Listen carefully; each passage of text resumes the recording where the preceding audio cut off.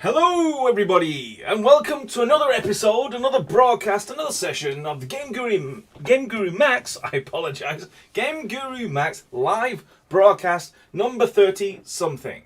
I am your host for the next 15, minutes of this live broadcast where I reveal some of the inner workings of the development of GameGuru Max. This is a product that is still in alpha. We are still working on it, but we are opening the doors for pre-orders and we are sharing what's going on behind the scenes as we develop this product, which we hope, and we really do think it's going to be the case, that this will be a great game maker that lets you create lots of lovely, cool, modern-looking games. So I've got a few things to show. Not magnificent firework explosions, sorts of things. They will come in the future. But what I would like to show you is a bit more of the bedrock and the backbone to what we're doing. So before I get into that, the last couple of broadcasts, we've had some very interesting technological challenges. Just want to make sure that everyone can hear me. So I'm going to go over to my window, which is a little pop-out chat, so I can see that everyone can hear me fine. Thanks, Synchro. He says, yes, we can hear. Great. So I can move straight on and show you the software. So the format is, please ask your questions. Put a question mark at the end of your sentence.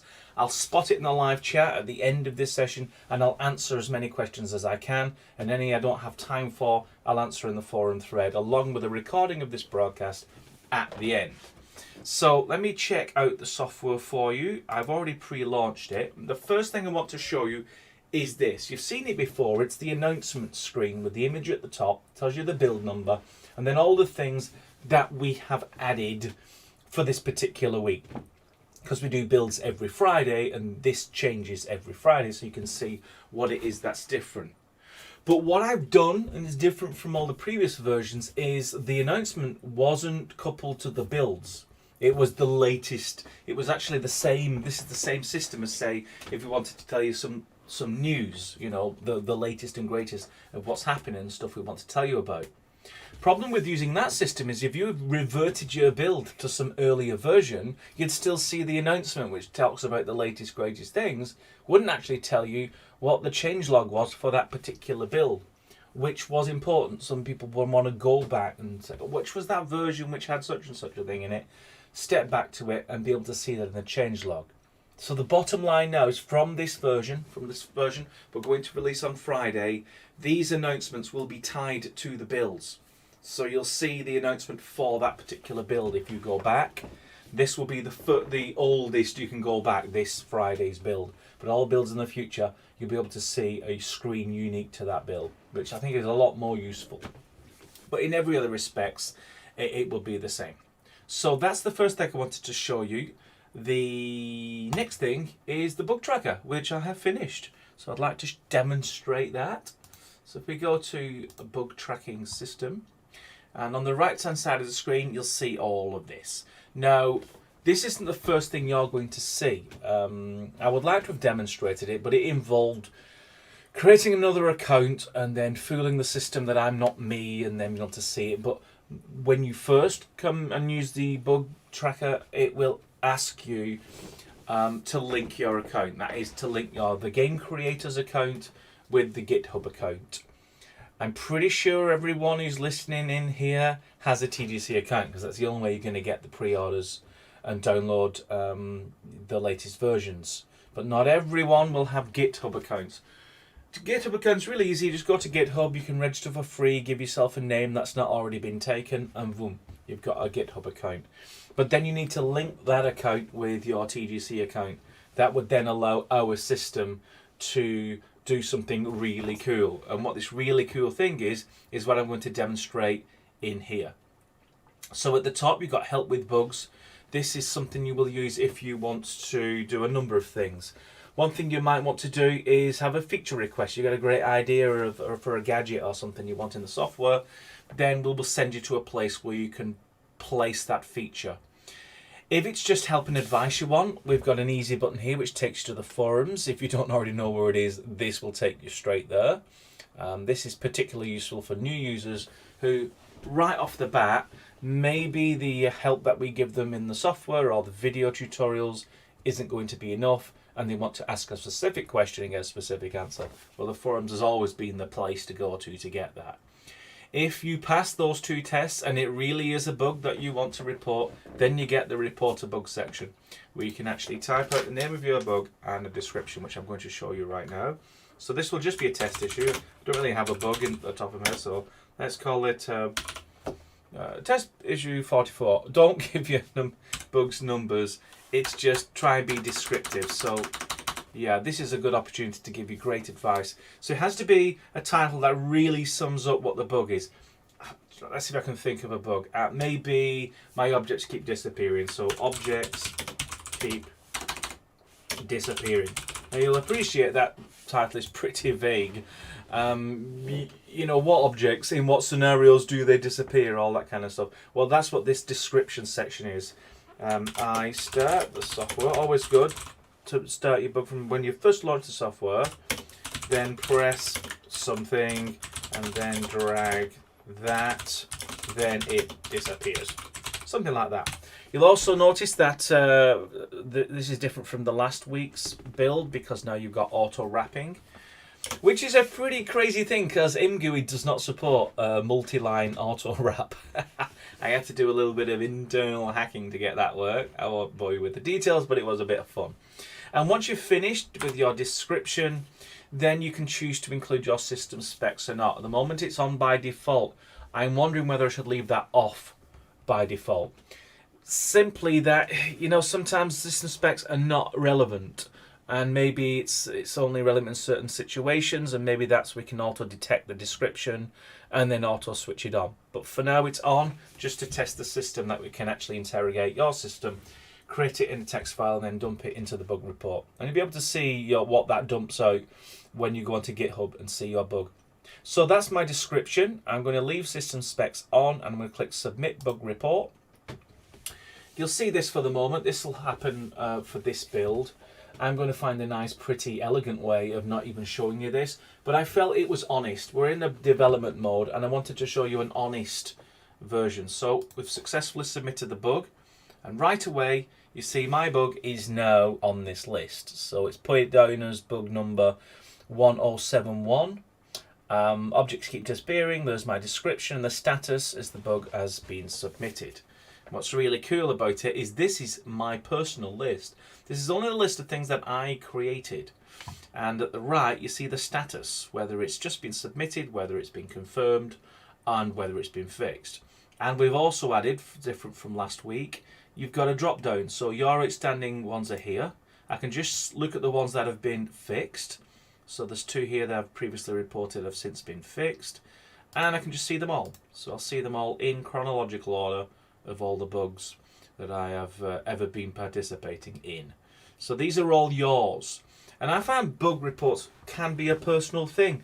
You know, there might be 50 bugs in the issues board, or at least that used to be the case years ago with GameGuru Classic. But you were only interested in 2 or 3. You know, those are the ones that are important to you because they were stopping or curtailing your efforts to create a good game. So, you know, this is really a great list. You don't have to wade through the list to find yours. They're just here, right in the software. I think it's a really great feature, but it's only half the issue. This is the reporting of the bug. Well, what happens to that once it leaves the nest? Well, that's where we step in, and we've actually made some efforts in that regard. So if I go back to my browser and go here, if I just refresh, you might even see object keeps disappearing. So there you go, that's the bug that I've just created. And all of these others are bugs that have been created by other people. So people have been fine since last Friday. People have been using the bug tracker, so thanks for doing that. It really helps us test the system. But what we do, TGC official, is we go in and we mark them as high, medium and low. When we have fixed them, we mark them as fixed but needs confirmation. And then when a secondary individual confirms that fix is real, we get rid of fixed but needs confirmation and we put fixed in its place. And at that point, when you say fixed, then you'll see your icon go green and you know it's fixed, so you can check it out for yourself. We don't necessarily need you to confirm that it's fixed. We'll get someone who's trusted, who can reproduce it, then see the update, and then it's fixed, and then they'll be able to create that status. So once you've submitted your bug, it's like fire and forget. Leave it to us, we'll make sure it gets fixed. And because we've made it a formal part of the software, I think it's going to really encourage.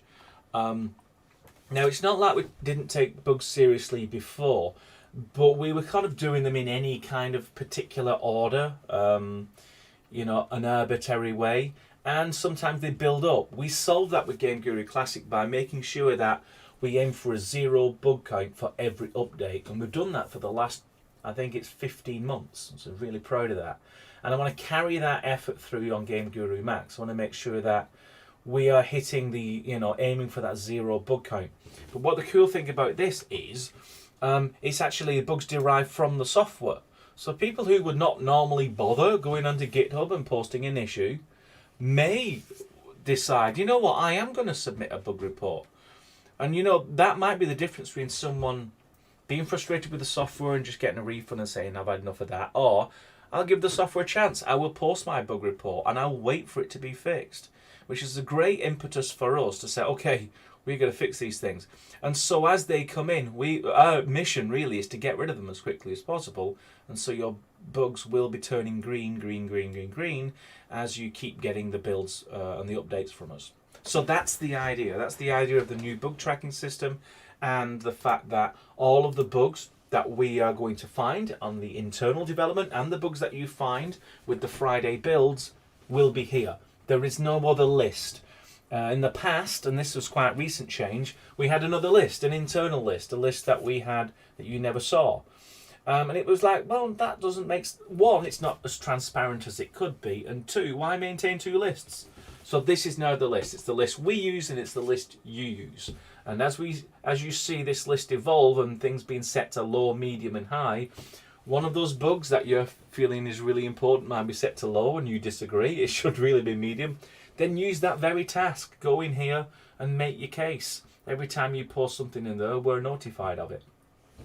So that's the bug system. That's our new GameGuru Max bug system. We're going to run that through the development, and then it'll be really slick and straightforward by the time we get to the release. And then we'll just start using this de facto as a way in which we collect the bugs, fix them every 3 months, and just keep going like that. So I think it's a pretty decent system. So I hope you agree with that. Now, I'm going to switch over to questions, because I've looked at the clock and I have talked for 12 minutes, which gives me 3 minutes to answer some questions. But as we all know, I may answer a few more questions and take a little more time. No one's really complained so far, so quite happy to do that. So let's start at the top of the chat, but first I will drag it into the screen and just make it look a bit prettier. I'll do that. Okay, so you got a nice GameGuru Max backdrop. So we start at the top. Thanks for confirming the sound. And our first question comes from Martin Oliver.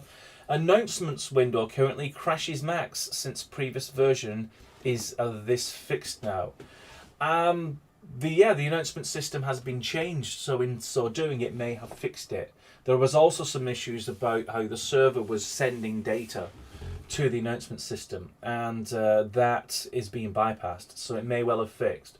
But you'll be able to find out this Friday.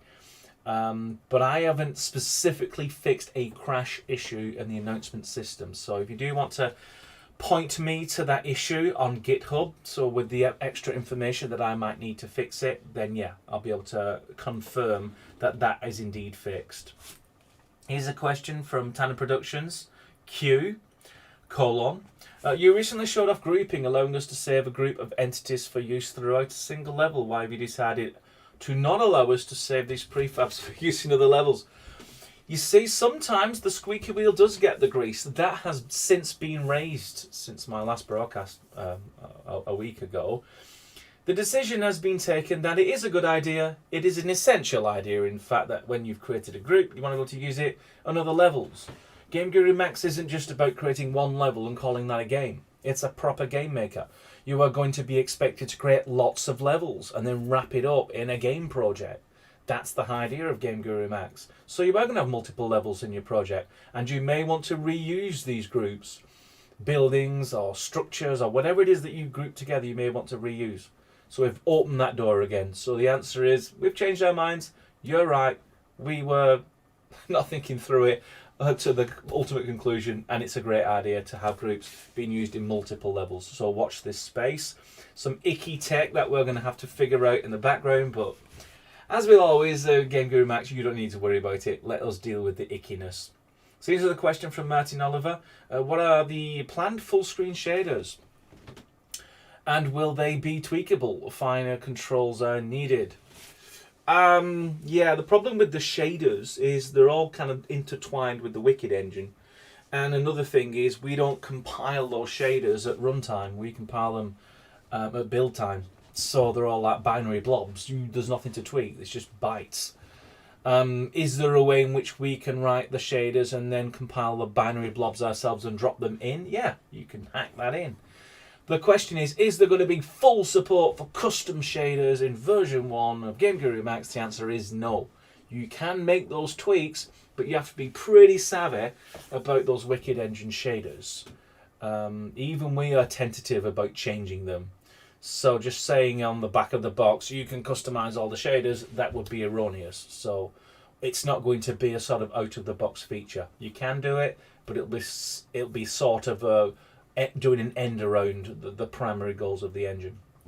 Because I think if there is a tweak that you want and it's important and it's needed, we should do it. We should put it in and make it easy for you. And that way everybody else get access to that tweak. Because if it's that important, everyone's going to want to tweak it at some point. It shouldn't be necessary for someone to have to go and hack in a shader just to make something happen. I think that's important. So certainly there's things you need. And we are talking, Martin, about the visuals and the tweaks that we need. And I'm hoping we can actually get them into the engine without needing some sort of shader hack.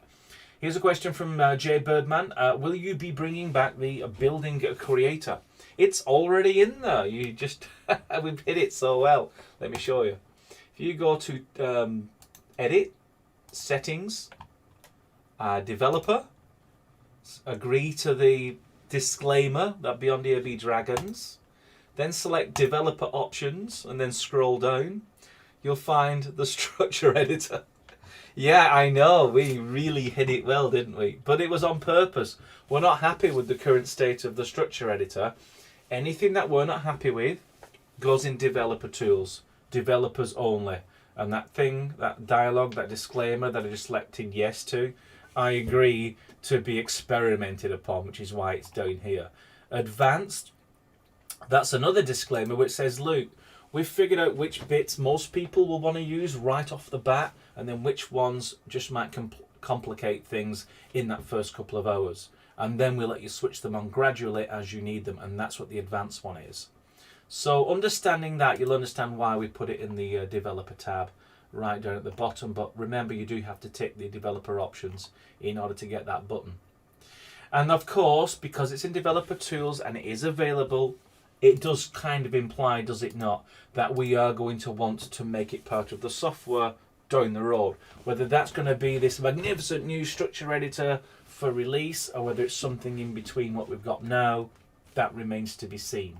But you still have access to it. We heard that you really wanted to carry on using the structure editor, and so we did bring it back and make it accessible to you in that route I've just described.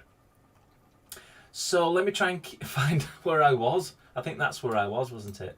Yes. Okay, the next question is from Outlaw Software. Will the 3-axis movement widget be optional for those who would like to use it, perhaps via settings? Are you reading our mind or something? So let's take an object and let's go into settings and then look at advanced features. And we have allow axis rotation shortcuts. That's important. What else have we got?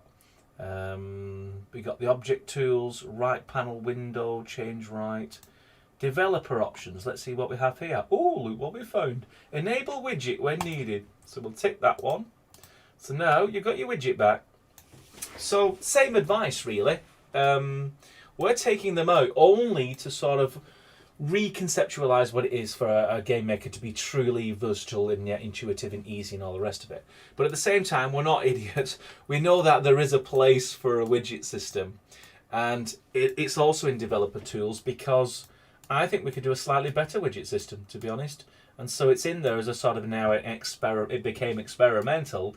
So we have an opportunity to say, look, we're not happy with it and we're not finished with it. So you can still use it, but expect us to go back into that and tweak it a little bit more. So that's where you'll find all those kinds of things in the developer tab, and I hope you understand why we've done it like that. Oh, thanks, Synchro. Yes, I should really read the answers to all the questions. It might save me a few sentences. So let's see if we can find a question. Here's one from the Sleeping Warrior. Question: will there be sound zones? If so, will the audio be directional and blend, fade depending on where the player moves? You already have 3D sound, so you can drop in a sound zone and make that sound a 3D sound. And so it will actually be quieter in the distance and louder when you're close to it. And if you do have like quadraphonics set up, then if you look away from the sound, it will appear to play from behind you. So we do already have that. It's a pretty cool feature, but I don't think anyone really understands that it's in there. We haven't made a big thing about it, but it uses the 3D sound system, albeit from DirectX from a million years ago, but it still works. Looking at the clock, I am really enjoying talking, aren't I, boys and girls? So I'll take 2 more questions, and then the rest you'll find in the forums, and we'll do it in the order of who hasn't asked a question yet. Bouncy Sky 152. Is there going to be a way to manipulate collisions in GameGuru Max? Manipulate collisions? You mean choose an object's collision shape? That's a good one. I think we should do that. I mean, certainly an object that gets created by us and added to the library will have the perfect shape, with the one you really want for that particular object in its complexity. But if you're importing an object, you would want choice, wouldn't you? You want to know what collision you want it to do. In that sense, yes, you can manipulate the collision of an imported object, and it goes without saying then that if you can do that to an external object, why can't you do it with one of our own? Let's say you want to take a chair that's using sort of hull collision, switch it to a box, because you don't need anything more sophisticated than that. It will increase your performance. It's just a flag after all, so why can't it be in the entity properties? So it's a great suggestion. If we haven't put it in by the time we say we've finished all object properties, please let me know and I'll make sure that you can toggle that collision type, because it really is just a flag. And the last question from someone who's not asked a question before, this is from someone called Far Cry, no relation. With the new path system that Max has now, would it be possible to incorporate that path method to draw trigger zones instead of the stock trigger zone? You can actually draw, sort of expand the size of trigger zones in what we've got now, but we do have some better ideas, and actually you will be able to draw a trigger zone. You know, instead of moving individual dots around, you can just draw the triggers you're interested in, and then you can detect if something enters or someone enters that zone. And we've also got some very interesting ideas about paths as well. So instead of drawing out lines that characters have to follow, it's more about destinations. You know, you want the character to get on that roof. Well, just say, you know, go on that roof, and then the character will just figure out their own way out to get onto that roof, which kind of makes sense when you think about it. So hopefully that's something exciting I can show you down the road when we get to that particular part. But for this broadcast and for our build on Friday, it was just about the new fixed build-based announcement system and the bug tracking system, which I hope you make good use of. But please do check on Issues Board before you post a bug, just in case it's already been reported. Otherwise, we spend half our time deleting duplicates. Ouch. So thanks for all your questions that I've asked, and thank you also for the questions I'm going to ask later on in the forum thread. This is a regular occurrence. I will be back next Wednesday at 4 p.m. GMT. Remember, everybody, that there is a 25% discount on the pre-order of GameGuru Max whilst it's still in development, and being a pre-order user, you get access to all those lovely Friday builds. So the things I talk about and demonstrate on Wednesday, you get to play with on a Friday. And thanks to the new bug tracking system, if we've got it wrong, you can tell us about it right away. So thanks very much for your attention. I hope you enjoyed it, and I hope you tune in next Wednesday. So until then, I shall bid you adieu and goodbye.